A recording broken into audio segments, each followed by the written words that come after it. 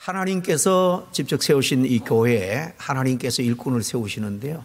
하나님이 기뻐하는 일꾼은 어떤 일꾼일까?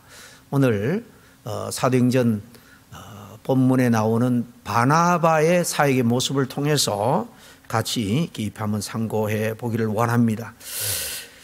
이 말씀은요, 교회의 중직을 맡고 있거나 앞으로 맡을 사람들만 들어야 되는 말씀은 아닙니다. 왜냐하면 예수 그리스도를 구주로 믿는 우리들, 하나님의 자녀가 된 우리들은 동시에 하나님의 일꾼이기 때문에 그렇습니다. 하나님의 일꾼 그러면 교회에서 목회자나 선교사나 전도사님이나 혹은 교회 중직자들, 장로나 권사, 안수 집사들 이렇게 제 안에서 생각하기 쉽습니다마는 성경은 사실 예수 그리스도를 믿고 구원 얻은 우리 모든 성도들을 일컬어서 하나님의 부르심을 받은 일꾼이다라고 분명히 성경은 정의를 해주고 있기 때문입니다. 고린도전서 3장 9절 말씀해 보니까 우리는 하나님의 동역자들이요 너희는 하나님의 밭이요 하나님의 집이라 그랬습니다. 여기 우리는 이라고 표현할 때 사도 바울과 지금 이 고린도 교회 편지를 하고 있잖아요. 고린도 교회 지도자들 뿐만 아니라 모든 성도들에게 지금 편지를 하면서 우리 모두가 다 하나님의 동역자들이다. 하나님의 교회 또 하나님의 교회를 통해서 이루려고 하는 하나님의 뜻과 하나님의 나라에 하나님과 함께 일하는 자다. 하나님의 일꾼이다라고 말씀하고 있습니다. 바울 자신뿐만 아니라 여기서는 우리 성도 전체를 이렇게 하나님의 동역자 일꾼이라고 부르고 있다라는 사실을 우리 늘 기억을 해야 됩니다. 고린도후서 6장 1절에도 보면 우리가 하나님과 함께 일하는 자로서 너희를 권한다 그렇게 말씀하죠. 마찬가지입니다. 하나님과 함께 일하는 자예요. 함께 일꾼으로 부름을 받은 사람입니다. 그렇기 때문에 믿음으로 우리가 주님을 따르는 모든 제자들, 우리 성도들은 다 하나님과 함께 일하는 자다. 분명하게 이 말씀을 우리 기억해야 합니다. 그렇기 때문에 다 함께 내게 주시는 말씀으로 오늘 듣되 물론 교회 중직을 맡고 있거나 앞으로 맡을 분들은 더욱더 귀담아 들어야 할 줄로 압니다. 그럼에도 불구하고 우리 모든 성도들은 하나님의 청직이요 하나님의 종이라는 정체성을 가지고 주님의 몸된 교회를 잘 섬겨 나가야 하는 것입니다. 마태복음 25장에 보면 유명한 이 비유들이 크게 세 개 나오는데 제일 유명한 게 달란트 비유죠. 달란트 비유. 주인이 종들에게 일을 맡기고 떠났다 그랬습니다. 일을 맡겼습니다. 이걸 일을 달란트라고 표현할 수 있는데 각자에게 맡긴 일의 크기, 달란트의 크기는 달라도 모든 달란트는 다 주인으로부터 위임을 받았다는 것입니다. 그래서 그 종들은 다 주인의 일을 맡은 일꾼이에요. 이 말씀은 비유지만은 우리 성도들이 다 주인 되시는 우리 주님의 종으로서 주님으로부터 각각 재능이나 달란트 다 달라도 모두가 하나님 앞에 쓰임 받을 수 있는 귀한 일을 맡은 존재다라는 사실입니다. 처럼 성도는 단순히 은혜 받고 그냥 은혜만 누리려고 하는 그런 자세로 신앙생활하는 그런 분이 아니라 더 나아가서 우리 모든 성도는 하나님의 일꾼이요 하나님의 동역자로서 그렇게 하나님과 함께 하나님이 기뻐하는 이 일을 수고스럽지만 감당해야 된다 하는 것을 우리 늘 기억해야 하는 것입니다. 물론 하나님이 특별히 중요한 직분을 부여해 주셨다라면 더더욱 헌신된 자세로 하나님과 하나님 사역을 위해서 섬겨야 할 겁니다. 사랑하는 우리 성도 여러분, 우리가 살다 보면 어느 사회든지 늘 주목받는 사람이 있기 마련입니다. 학교에서도 그렇고요. 직장이나 회사에서도 늘 좀 두드러지는 사람이 있죠. 높은 지위에 있는 사람이 있습니다. 교회 안에서도 유달리 눈에 띄는 분이 있습니다. 그러나 정말 중요한 것은 사실 눈에 띄지 않아도 앞자리에 서지 않아도 묵묵히 연약한 사람을 듣고 돕고 교회 공동체를 돌보면서 든든히 이 교회를 세우는데 헌신하는 사람이 있다는 거예요. 사실 무엇보다 이런 분들이 교회를 세워나가는데 절실히 필요하고 늘 앞에서 두드러지려는 분들 못지않게 하나님께서 기뻐하는 그런 일꾼인 줄로 믿습니다. 아직도 미국 프로농구 하면은 전설로 남아있는 마이클 조던, 그가 사람들에게 또 이 기자들에게 당신이 어떻게 이렇게 훌륭한 업적을 남겼냐라고 물을 때에 늘 여러 번 이렇게 강조했다는 것입니다. 내 옆에는 스카피 피펀이 있었는데 그가 없다면 나는 이처럼 훌륭한 선수가 되지 못했을 것입니다. 여기 23번이 마이클 조던이고 또 여러 번 챔피언 트로피를 들어 올리는데 옆에서 정말 물심양면 보이지 않게 영당은 조던이 다 받았지만은 그렇게 없어서는 안 될 헬프 조력자가 바로 옆에 있는 피펀이었다는 것입니다. 늘 조용히 그는 이름 없이 이름도 덜 알려지고 스포트라이트도 덜 받았지만은 그는 자기 팀이 우승을 하기 위해서 조던이 더욱더 빛나도록 도왔고 팀의 굳은 일을 다 도맡아서 했다는 거예요. 오늘날 세상 단체뿐만 아니라 교회 공동체 안에서도 무엇보다 그런 일꾼이 참 필요한 때입니다. 바로 오늘 우리가 함께 살펴볼 이 바나바가 바로 그런 일꾼이 아니었나 하는 생각을 해봅니다. 바울이 세계 선교의 문을 활짝 열었죠. 그런데 이 사도 바울이 그야말로 위대한 사도가 된 것은 그 뒤에 이렇게 바나바가 있었다는 것이, 바나바가 없었다면 바울이 이렇게 위대한 일을 감당하고 하나님 앞에 귀하게 쓰임받을 수 있었을까 하는 생각을 해봅니다. 특별히 이 시간에는 성경이 말하는 하나님이 기뻐하는 그런 일꾼상으로서 바나바의 모습을 살펴보면서 우리 모두가 다 주님의 일꾼으로서 어떤 모습으로 주님 앞에 헌신하고 섬겨야 될지를 같이 깊이 한번 상고해 보겠습니다. 여러분, 바나바는 어떤 사람입니까? 어떤 모습으로 주님의 일에 쓰임을 받았습니까? 첫째로 먼저 그는 하나님의 부르심에 순종할 뿐만 아니라 헌신하는 일꾼이었다는 거예요. 하나님께 순종하는 자세가 없으면 헌신할 수도 없죠. 정말 바나바의 헌신은 대단합니다. 바나바의 원래 이름은 요셉입니다. 예수님의 육신의 아버지 요셉과 같은데요.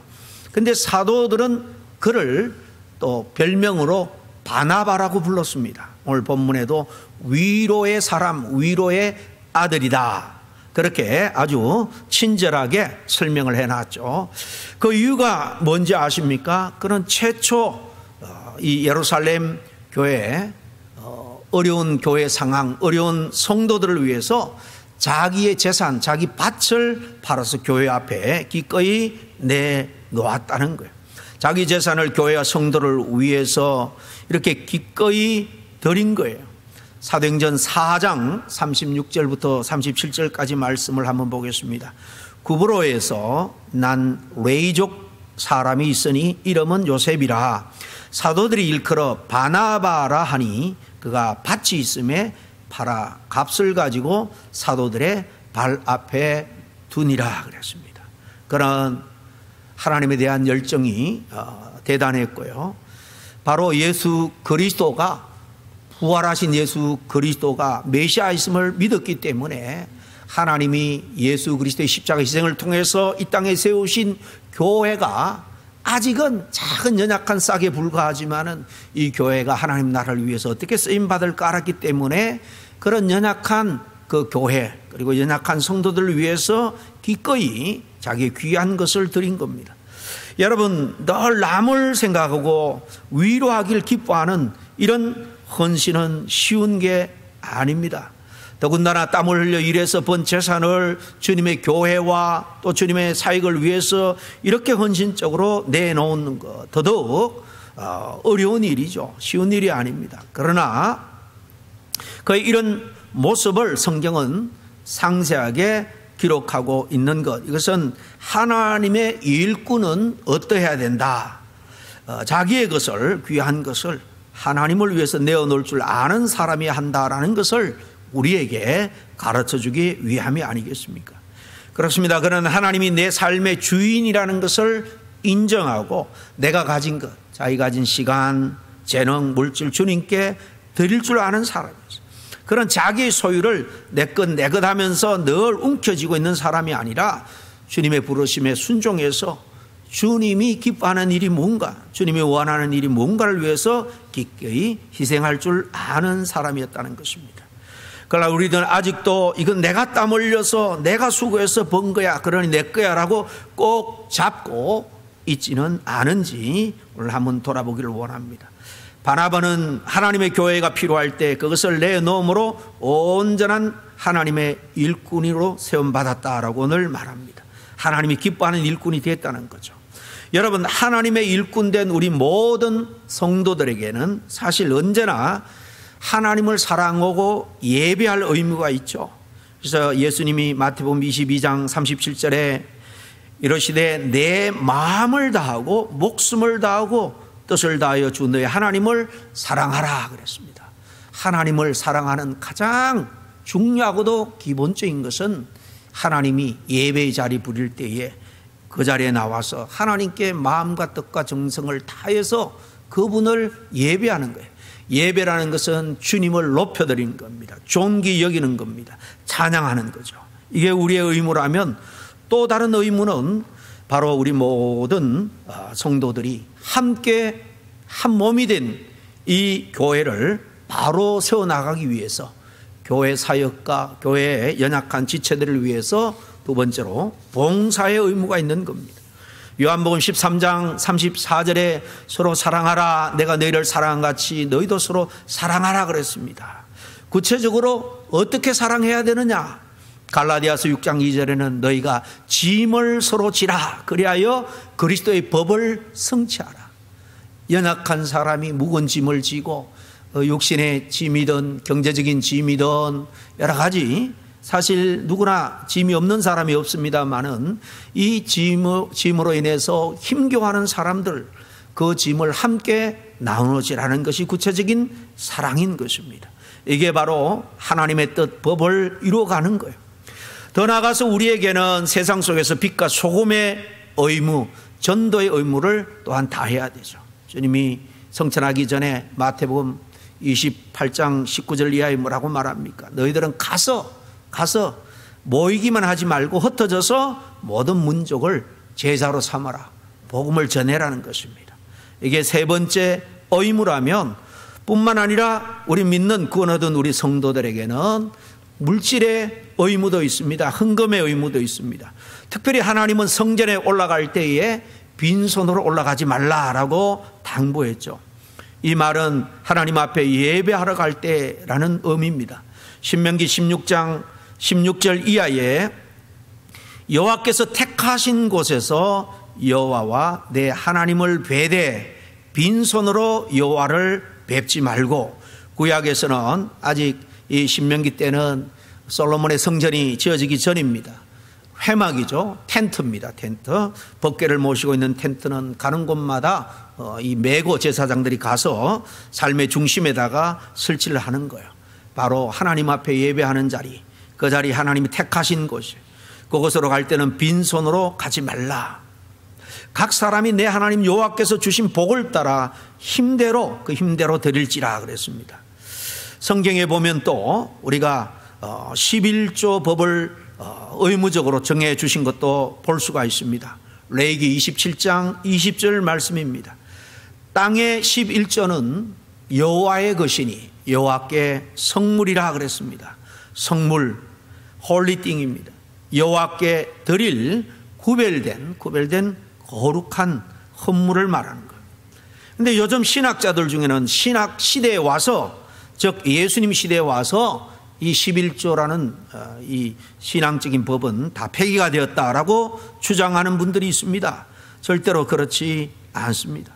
예수님은 11조를 폐기하지 않으셨고 다만 11조에 대한 영적 본질과 함께 드리라. 어떻게 보면 더욱더 사실 헌금을 드리는 마음가짐, 자세까지 포함해서 더 강조하고 있는 것을 볼 수 있습니다. 11조에 대한 영적 본질이라는 게 뭡니까? 우리가 누리는 것 다 하나님의 것이다. 청지기 의식이라 그러잖아요.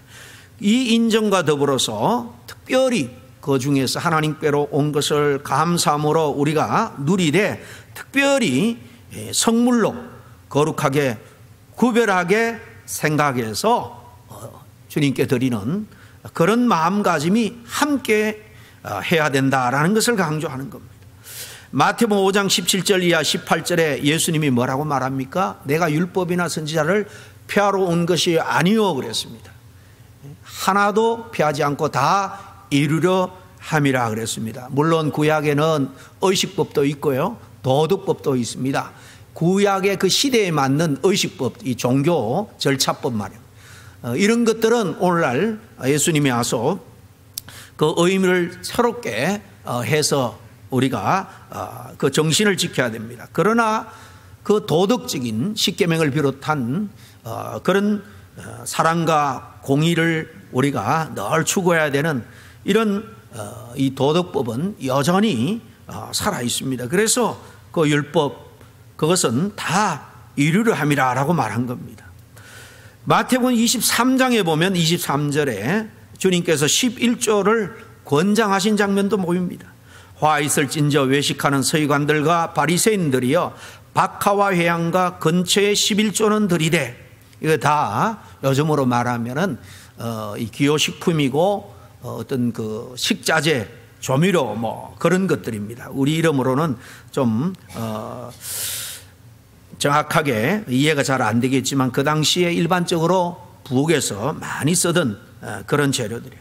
그런 11조는 들이되 율법에 더 중요한 것, 그 정의와 자비와 신실함은 버리는 도다 이렇게 말했습니다. 그런데 뒤에 뭐라고 말합니까? 이것도 행하고 저것도 버리지 말라 그랬어요. 이것은 뭡니까? 그 앞에 11조 이야기입니다. 저것은 뭡니까? 거기에 물질만 들이지 말고 삶에도 정의와 자비와 신실함을 함께 동반하는 삶 가운데 물질적으로도 하나님 앞에 헌신을 해야 된다. 그런 말씀입니다. 여기서 예수님은 11조를 드리는 것을 유지하되 더더욱 마음과 행동이 일치하는 정성을 다하는 그런 신앙생활을 강조하고 있는 것을 볼 수 있습니다. 무엇보다 초대교회 성령 충만의 은혜가 그의 신앙생활, 그의 삶의 열매로 잘 나타나고 있는 것을 볼 수 있는 겁니다. 성경에서 가르치고 있는 물질과는 말씀드린 것처럼 청지기적 사명감을 가지고 우리가 생활하는 것입니다. 우리가 누리는 모든 것은 하나님께서 왔습니다. 하나님께서 우리에게 은혜를 주셔서 잘 쓰고 잘 관리하라고 주신 것입니다. 라는 의식이 청지기 의식입니다. 그렇다면 우리는 하나님의 뜻대로 내게 있는 모든 그 물질뿐만 아닙니다. 시간, 재능 다 하나님의 뜻대로 사용할 수 있어야 됩니다. 바나바가 그런 사람이었다는 거예요. 사실 재산을 많이 쌓아놓고 구원받지 못하면 참으로 불쌍한 사람일 겁니다. 그래서 감리교 창시자 요한 웨슬레는 이런 말을 했어요. 돈을 벌기보다 쓰기가 더 어려울 것이라 그랬습니다. 여러분, 돈 쓰기가 얼마나 쉽습니까? 요즘 온라인으로도 원하는 거 그냥 주문만 하면 다 가질 수 있습니다. 돈을 쓰는 게 어렵다라는 말은요, 돈을 하나님의 뜻대로, 하나님의 주신 것이니까 하나님의 뜻대로 쓴다는 게 쉽지 않다, 그 말입니다. 하나님의 일꾼은 재물을 바르게 쓸 줄 알아야 됩니다. 우리도 이 바나바처럼 하나님의 뜻대로 하나님의 뜻에 순응하고 또 헌신하는 그런 일꾼이 다 되어야 될 줄로 믿습니다. 두 번째로 바나바는 무엇보다도 오늘 말씀에도 잠깐 언급했습니다만 사람을 세우는 위로자였다라는 것입니다. 전에 성경은 권위자다라고 그렇게 번역을 했죠. 권위, 권세 뭐 그런 의미가 아닙니다. 권하고 위로한다, 한자로는 위로할 위자를 씁니다. 원래 이름이 요셉이었지만은 그를 바나바, 위로자 이렇게 별명을 붙여준 것, 하나님의 일꾼으로서 특별히 힘겨워하고 어려워하는 주변 성도들, 주변 사람들을 잘 도왔다는 거예요. 잘 세웠다는 것입니다. 유대 종교 지도자들이 선동의 군중 심리에 빠져서 많은 백성들이 사실 스데반을요 돌로 쳐 죽이는 끔찍한 일이 나오죠. 그런데 그 옆에서 옷을 맞고 거들었던 사람이 사울입니다. 그가 다메섹 도상에서 예수 믿는 자를 잡으러 갔다가 부활의 주님을 만나죠. 회심하게 됩니다.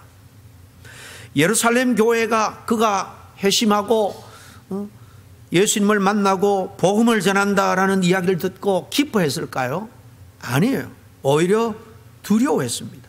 아니 저 사람 우리 예루살렘 교회 기둥 같은 이 안수 집사죠. 당시 안수에서 세웠으니까 스데반을 돌로 쳐 죽일 때 옆에서 옷을 맡은 사람이 아니냐. 들어보니까 제사장들에게 군사를 내어달라 그래서 저 멀리 다메섹까지 가서 예수 믿는 사람을 잡아오려고 한 사람이 아니냐.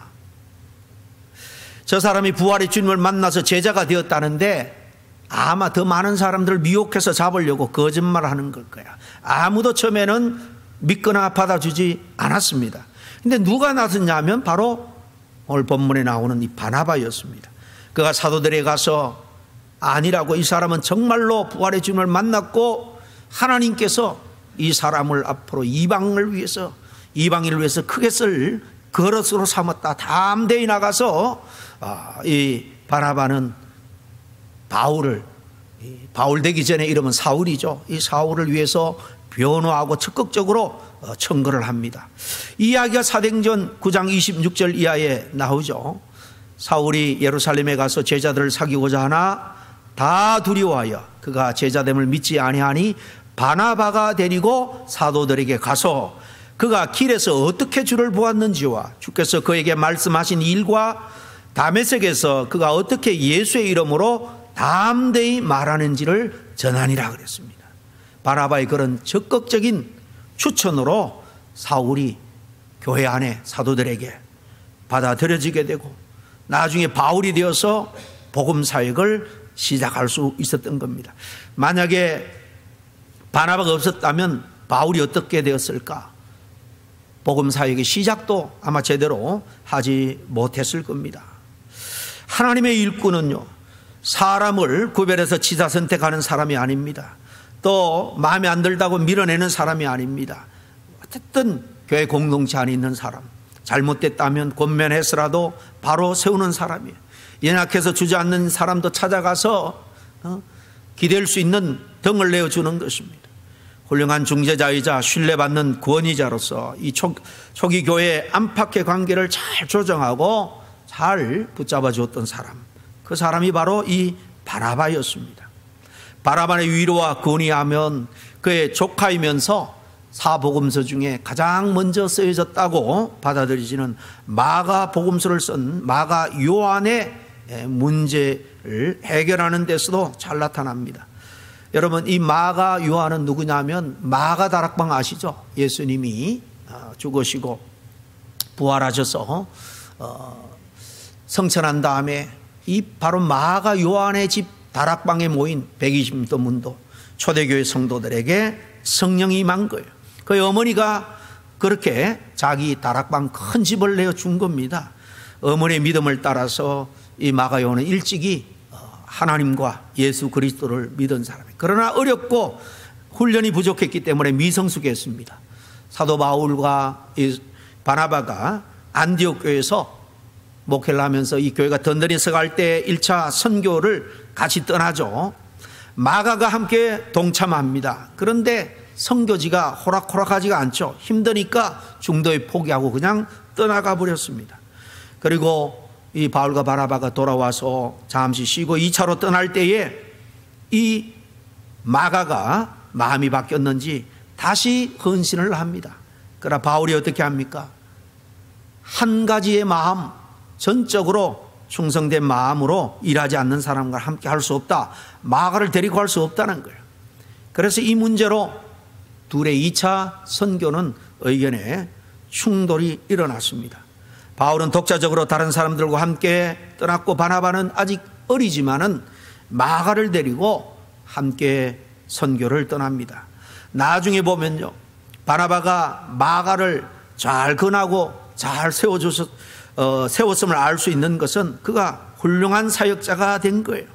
첫 복음서를 기록했을 뿐만 아니라 나중에 바울이 노년에 로마 감옥에 있을 때 그 누구보다도 보고 싶어 했던 사람이 바로 이 한때 실패했던 마가였습니다.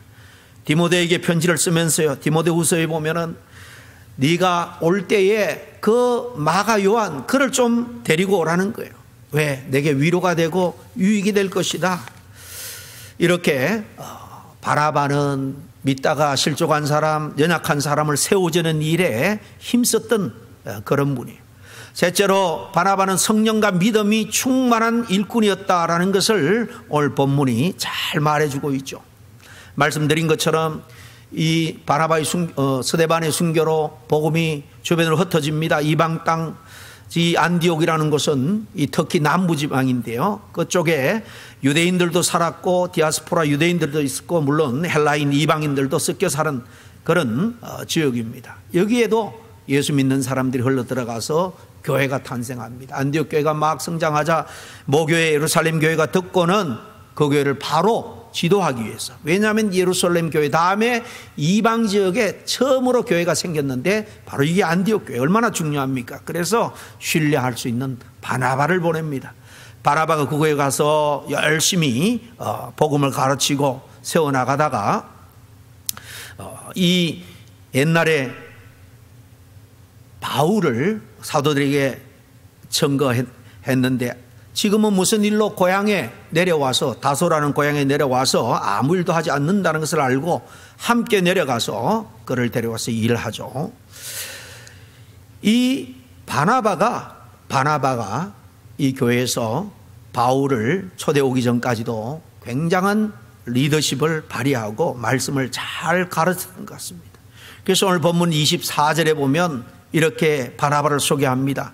그런 착한 사람이요 성령과 믿음이 충만한 사람이라 이 큰 무리가 주께 더하여지더라 그랬습니다. 하나님의 일꾼의 사역의 열매라는 것은요, 인품이 훌륭한 것 중요합니다. 그러나 영적인 사역, 그 영혼이 구원을 얻고 실족한 영혼이 다시 믿음을 회복하고 주님과의 관계를 그래서 기도하신 것처럼 늘 주님과 동행하고 주님 앞에서의 삶, 코람대의 삶을 유지해 나갈 수 있는 것은요, 사람의 능력, 지식, 경험 그걸로는 불가능합니다. 더 나아가서 성령이 충만해야 하는 것입니다. 말씀과 기도 속에서 성령이 충만할 때 자신의 삶은 물론 교회의 모든 성도들도 열매가 맺히는 거예요. 교회 일꾼은 교우들과 원만한 관계를 맺고 인간적으로 잘 지내는 거 중요합니다. 그러나 그것만으로는 충분하지 않다는 거예요. 성령 충만함이 있어야 됩니다. 사교력이 있어서 사람들과 친하게 지내지만 상대에게 신앙적인 영적인 영향을 끼치지 못한다면 성도들은, 주변 사람들은 참된 신앙을 배우지 못할 거예요.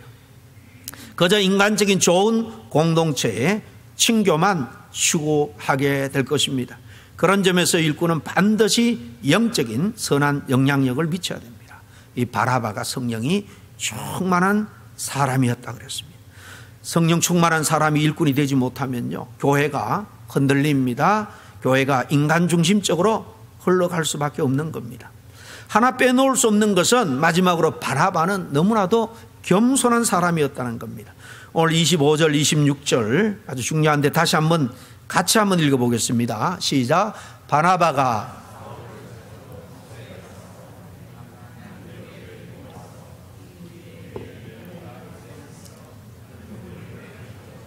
제자들이 안디옥에서 비로소 그리스도인이라 일컬음을 받게 되었더라 그랬습니다.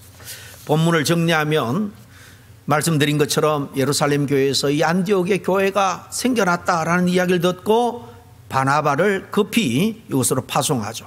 바나바가 교회가 성장하니까 혼자 감당할 수 없음을 안고 고향 다소에 와 있는 바울을 불러서 함께 가르칠 때 이렇게 믿는 자가 큰 무리를 이뤘다라고 말합니다. 바나바는 이방의 최초의 사역에 있어서 이방 선교와 또 리더십에 있어서 사실은 바울보다 앞섭니다. 바울을 세워준 스승 같은 역할을 했다고 해도 과언이 아닙니다. 그래서 처음에는 바나바 이름이 먼저 불립니다. 그런데 1차 선교여행을 떠나서 얼마 가지 않아서 보면 이 바나바의 이름은 바울 뒤에 언급이 됩니다. 여러분, 보통 사람 같으면 왜 내 이름이 뒤로 가야 되느냐 서운할 마음이 생기겠지만 바나바는 결코 불평 한마디 없었습니다. 가는 곳마다 나중에도 바울을 세워줍니다. 기꺼이 그를 위해서 뒤로 물러서고 바울이 더 크게 쓰임받는 걸 기뻐한 사람이에요.